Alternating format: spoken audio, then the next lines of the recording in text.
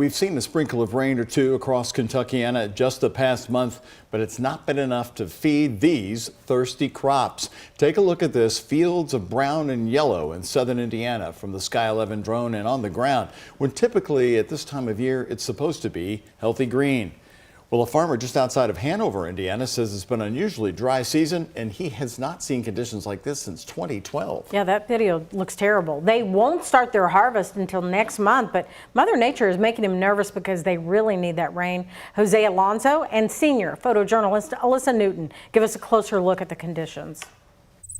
Dry soil and crispy crops. It's a familiar sight for farmers on the Indiana side of the Ohio River. You know, it's disheartening. It's not just located in one area. From up above, it's a sea of brown with just patches of green.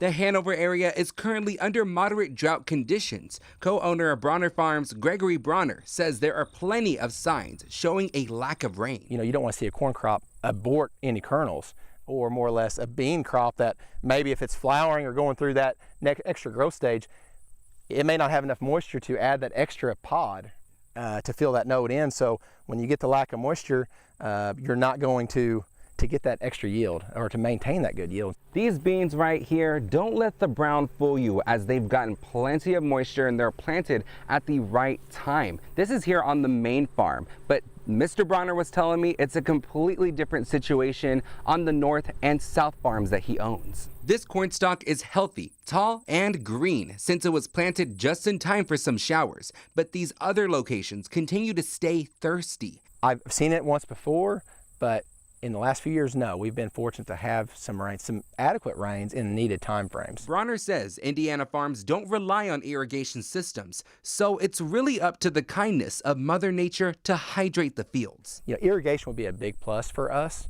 but that's something we do not have for our farm at this time. Yeah, you know, you could say that the last few years we've had good, adequate rainfall through the growing season, so you kind of don't think about it as much, but yet now it's like, boy, I really wish we had an irrigation, especially on the fields we've talked about, because that would definitely help. Brawner hopes a good amount of rain is on its way so his fields can be full of color once again.